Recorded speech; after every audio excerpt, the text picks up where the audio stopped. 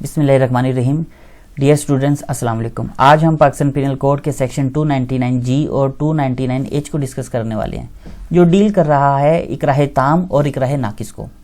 और ये वीडियो ला गैट के उन तलबा के लिए इंतहाई अहम है जो गैट के एग्ज़ाम देना चाहते हैं, क्योंकि इस तरह के सवालात अक्सर पूछे जा चुके हैं। अब हम आते हैं इकराह ताम की तरफ। इकराह ताम का अगर हम लफ्ज़ी मतलब देख लें तो उसका लफ्ज़ी मतलब ही है मुकम्मल कराहत, यानी कि मुकम्मल मजबूरी। अब ये मुकम्मल मजबूरी क्या है? यानी कोई ऐसी सूरत हाल पैदा हो जाए कि आप हर तरह से मजबूर हो जाएं। लेकिन किस तरह के मजबूर हो जाएं वो हम इसको देखेंगे ज़रा।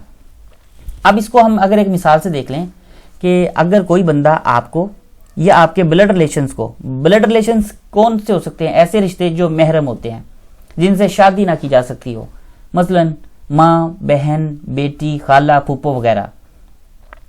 अब अगर हम इसको एक मिसाल से समझें कि अगर कोई शख्स आपको ये धमकी लगाता है कि फला बंदे को जाके कत्ल कर दो, और अगर तुमने कत्ल ना किया तो मैं तुम्हारी बीवी को, बहन को, माँ को, खाला को, फूफी को या किसी एक को, यानी कि जो ब्लड रिलेशंस है उसको मैं या तो कत्ल कर दूंगा या उनको शदीद जख्मी कर दूंगा, यानी इंस्टेंट फियर ऑफ डेथ या इंस्टेंट फियर ऑफ इंजरी का खौफ पैदा कर दे, या उनके साथ में जना बिल जबर या सडोमी का निशाना बनाऊंगा, वरना फला बंदे को जाकर कत्ल कर दो।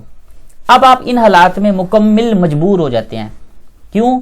क्योंकि अब अगर आप उसी खौफ के साथ किसी को कत्ल कर रहे होते हैं मजबूरी की वजह से, और इसमें मजबूरी भी बहुत बड़ी है, अगर ऐसा ना किया तो वो मुजरिम वैसा कर देगा, तो इस बड़ी मजबूरी में आकर अगर आप किसी को जान से मार देते हैं तो आपका किसी को कत्ल करना इकराह ताम कहलाता है।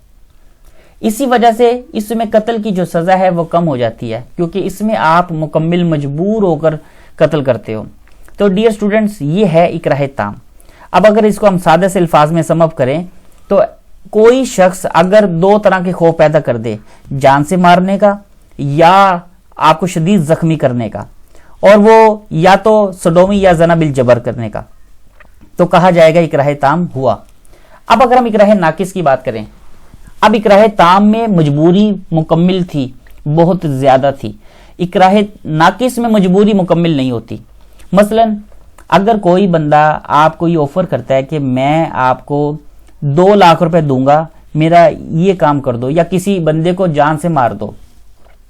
अब पैसे हर बंदे की जरूरत होती है, लेकिन इतनी भी जरूरत नहीं है कि आप उस नाकिस मजबूरी की वजह से किसी बंदे को कत्ल कर दें, क्योंकि अगर ऐसे हालात में अगर आप किसी का कत्ल कर भी देते हो तो इसमें आपको सजा मुकम्मल मिलती है। इसके साथ साथ अब हम बात करें अगर इसकी सजाओं की, यानी कि इकराह ताम हमने समझ लिया, इकराह नाकिस भी समझ लिया, अब इनकी पनिशमेंट क्या है? तो डियर स्टूडेंट्स, इसकी पनिशमेंट बताई गई है 303 में। 303 को अगर हम देखें कि कत्ल कमिटेड अंडर इकराह ताम और इकराह नाकिस, यानी कि अगर कोई बंदा इकराह ताम या इकराह नाकिस के ऊपर यानी कि कोई कत्ल करता है तो सजा क्या होगी? अगर तो कोई बंदा इकराह ताम के अंडर कत्ल करता है तो सजा जो होगी वो 10 साल से लेकर 25 साल तक हो सकती है। और अगर इकराह नाकिस की बात करें तो उसमें सजा जो बताई गई है वो 10 साल तक एक्सटेंड की गई है। अब एक सवाल फिर पैदा हो गया कि अगर कोई बंदा इकराह ताम या इकराह नाकिस के तहत अगर कोई जुर्म करता है तो उसकी सजाएं तो बता दी गई हैं। अब अगर आप जनरल एक्सेप्शन में एक सेक्शन को देखें, जो सेक्शन डील करता है जनरल एक्सेप्शन का 94, तो 94 में अगर हम देखें तो 94 में बताया गया था act to which a person is compelled by threat, यानी कि अगर कोई बंदा ऐसा अमल या काम जिस पर किसी शख्स को धमकियों से मजबूर किया जाए, यानी कि आप उसको डरा धमका कर मजबूर कर दें कि वो कोई ऐसा अमल करे, और वो अमल क्या करे कि वो मजबूर हो जाए कि भाई कोई जुर्म करने पर आपने उसको डरा दिया कि अगर तुमने ऐसा ना किया तो मैं ये कर दूंगा।